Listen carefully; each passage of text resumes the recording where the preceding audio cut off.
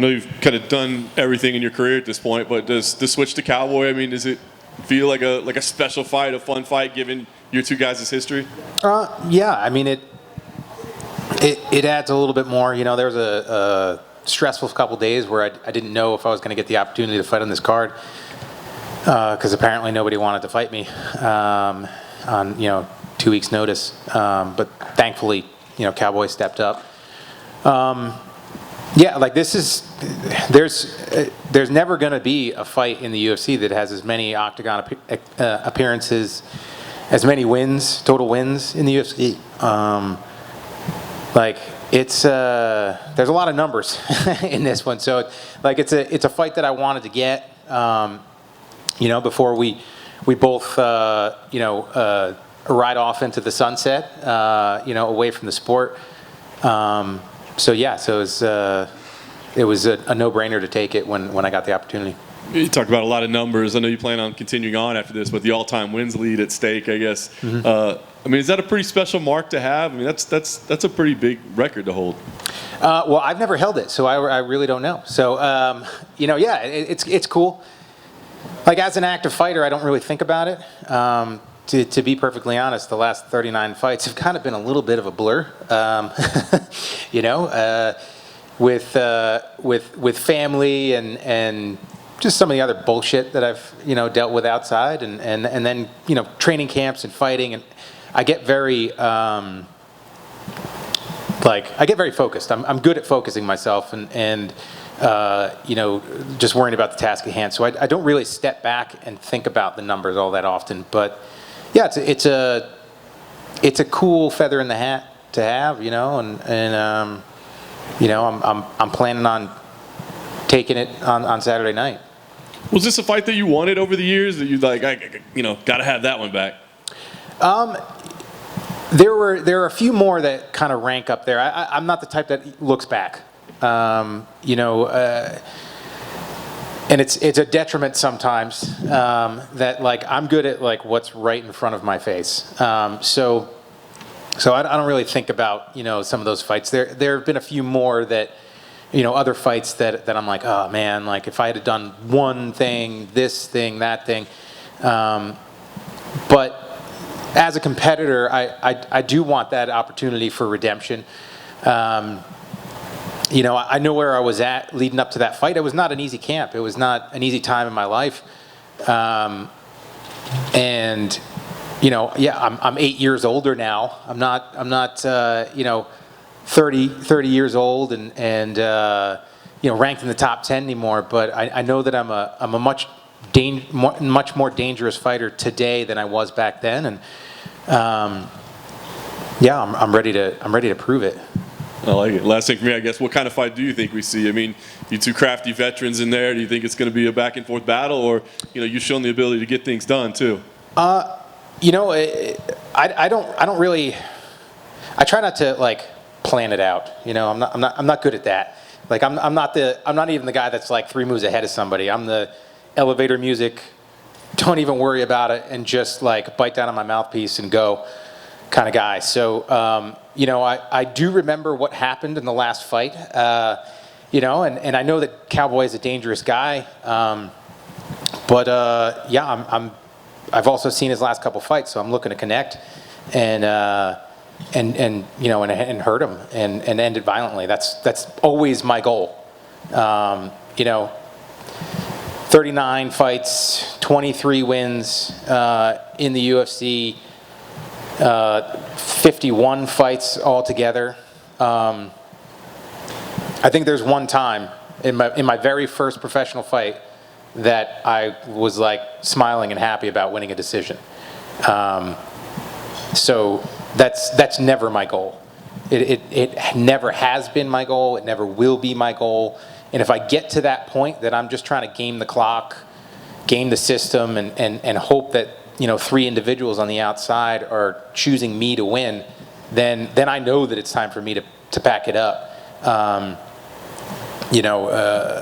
I was asked yesterday, I think it was, about the legacy that I'd like to leave on this sport, and the one that hits, the moment in time that hits me the hardest is the last minute of that first fight with Joe Lozon. I knew I had it in the bag, and without those submission attempts that he had at the very end, that fight looks very different in people's eyes, and they don't see it as close as it ended up looking.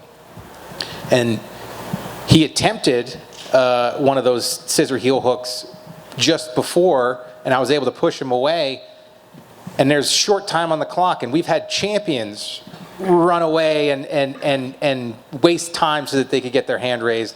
And I continued forward, exhausted, because there was still time on the clock, and I wanted to either choke him unconscious or knock him unconscious, even though I love Joe. You know, it gave him the opportunity to attack me, and for the fight to end in a more dramatic fashion. It might have been stupid. It might have been, you know, poor fighter IQ and gamesmanship, but that's Jim fucking Miller. And I won't have it any other way.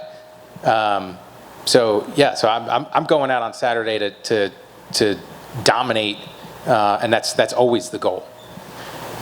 Jim, was there any talk of this fight being at 155, or was the only discussion welterweight because of the short notice? Briefly. So I found out the Saturday beforehand that Bobby was out, and Sean was like, "Hey, we're going to ask Cowboy, since his fight fell through, you know, if he wants to fight." And he didn't want, understandably, didn't want to make the cut again. You know, I completely agree with that. For a few days there, I guess nobody accepted the fight, and then they went back to him at 170s, and I got the call on that Thursday, like literally maybe 20 minutes before it broke. Like I think you guys knew before I knew, it was like, hey, Cowboy said yes. What do you think of 170s? And I said, let's fucking do it. How much weight do you have to cut? Do you have to cut much to get to 170?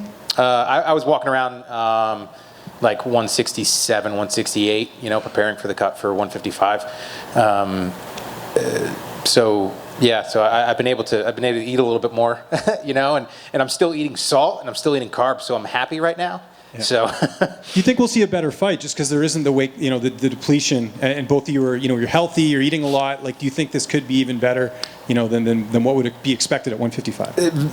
There's definitely potential. Yeah. You know, I've always wondered what it would be like to not have to cut anything and to just walk into a fight, and it's kind of one of those things. It sucks that cutting weight is part of the game. You know, I don't want to get into my potential ideas for you know, fixing it. I don't know if we have enough time for that. I think I'll need to do a TED Talk, but it's part of the game. There are fighters that don't do it as much, and I commend them. And you know, they've got stones to do it, because it's difficult. You know, because everybody does do it, and it's kind of one of those things, you know. If they're jumping off the bridge, then are you going to do it? Well, they're also going to punch me in the face and be 20 pounds heavier than me. So yes, Mom, I'm going to jump off the bridge. Yeah, like I'm excited to see what it's like to not have to cut, not have to deplete myself, because you always feel it. Yeah. It really doesn't matter. You always feel it. Just last one for me. What type of camp have you had leading into this fight? You're preparing for Bobby Green, fighting Cowboy Cerrone. Were there any major switch-ups as far as camp? No. You know, but one, there wasn't enough time to really do anything. And two, I don't really focus on my opponents. I've seen my peers do it in the past, and I've been guilty of it as well. Expecting a fighter, a professional athlete, to not change, to not adapt, to not fill up holes, to not learn something new, and that's a dangerous thing. So my fight camps, it's like 90%, 95% me just getting ready, working on my weaknesses, and making sure that my strengths are as strong as they can be, being in good shape, being healthy, so that I'm ready on fight night. Because push comes to shove, if I can make anybody in the world fight a Jim Miller fight, I can beat them. You know, that's the difficult part. Now, obviously, certain body body types and styles bring different problems to the fight, and it's a different puzzle. And Bobby's is his own unique puzzle, so it was a little bit different camp, working for somebody that strikes in the way that he does, but it still was like me just trying to be me and be dangerous everywhere and be in good shape and ready to go. Jim, just a ideal scenario with the changing opponent. Yep. But then you get another living legend. Yep. And international fight week. Could it have been any better than that? Not really, no. Like I said, I mean, for it to come together like this, be 40, have the opportunity to have my family out here, and to be fighting a guy that I got a ton of respect for and that I'm a fan of. Like, it's on a giant card, it's pretty awesome. And with the move to welterweight, does this kind of help one day you being at UFC 300? No, I don't really think it has anything to do with that. Like it's the cuts are not, they're never fun, but I've got it pretty dialed in at this point. It's part of my job that I take very seriously. While I don't enjoy doing it, it's to be a professional. I believe you have to take it seriously. So. Like nowadays, I don't walk around at the weight that I used to. I for a few years there, I was walking, around 190 pounds fighting at lightweight, and I still had a six pack. It was like still, so there were actually, I told my coaches, it's like, hey, because I saw a significant increase in power when I'd be like over about 184, 185, and it's like, man, if I cut to 70s, I don't know if I'm still going to have that power. I'd almost rather walk into the octagon at 185s. Now, granted, I'd be fighting guys that are 205 pounds, but at least I wouldn't be going through the weight cut. But yeah, being on antibiotics for so long that absolutely destroy your insides, and it was hard to keep up with, is all I'm going to say. So I ended up losing a significant amount of weight, particularly in 2016. So I usually don't walk more than about 175 these days. Excellent. And last thing for me, if you could elaborate, you mentioned for the first Cowboy fight, there were a couple issues. Mm-hmm. I'm assuming they're not here now, if you want to kind of touch on that. Yeah, I was going through, a gym change at the time, right? Had been dealing with some drama and stuff like that at the gym that I'd been training at. So I was opening up my own place. I ended up banging up both of my feet pretty bad. And then I was dealing with a neck injury that I suffered 10 days before I fought Yancey. Actually, I have it on film. It's the most unspectacular thing you've ever seen in your life. I was sparring with Mickey Gall, who was like, feels like he was 15 at the time. He was probably like 20. Or maybe he would have been 22. I think he's 30 now. Sorry, Mickey. But he threw a hook, and I went to body lock him, and his chest hit my head since I'm a short little shit. And I ended up getting like a whiplash injury. And I felt it like pop, and we had 2 minutes left, it was the last round of the day, so I sucked it up. I got through the round, and it's like, man, I'm going to be hurting later, and I sure as hell was. That following day on Thursday, so 9 days from the fight, I couldn't move. Ended up going and getting some work done on Friday and Saturday. Took Sunday off. Got work done on my neck on Monday. Headed down to Maryland on Tuesday. Was able to get through fight week. Barely warmed up, for the fight. Luckily, had the fight. Nothing happened. Literally the first day that I was back training, I think I got the Cowboy fight a week later. So then it was like that Wednesday or something like that. I went to grapple, and I postured up, like tripoded up to pass one of my training partner's guards, and my neck popped again, and it was like it was pretty bad. So I was getting work done and really taking it easy, not barely like super controlled rolling, super controlled sparring.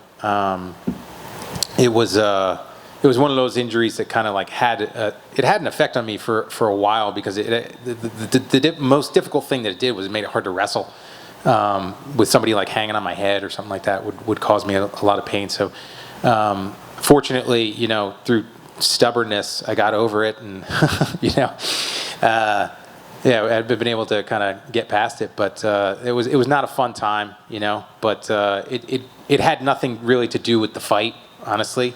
You know, it's not like it hurt me in the fight. You know, it probably affected my preparation, but you know, because you are what you have done the last couple weeks leading up to a fight, you know, habits matter. So I wasn't, you know, I wasn't at my peak and my point at that point, but you know, I really wanted to fight, so I took it.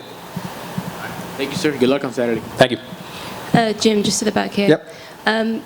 You know, going into this Saturday, you and Cerrone have got a ton of experience behind you both. How do you see the fight playing out on Saturday night? Violently.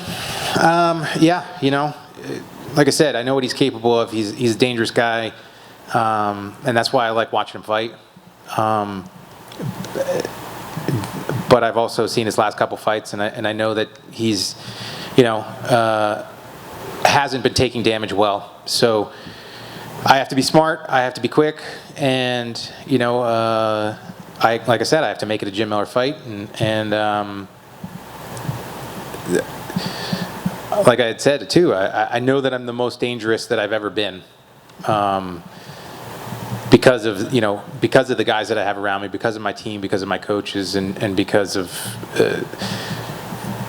what I like to think is usually pretty smart training. You know, I definitely do stupid stuff here and there, but you know, yeah, I feel good. So like I said, I know what he's capable of. He's definitely capable of hurting me, but I'm more than capable of hurting him as well. So I see a violent fight, you know, on ABC. So I hope the fans tune in.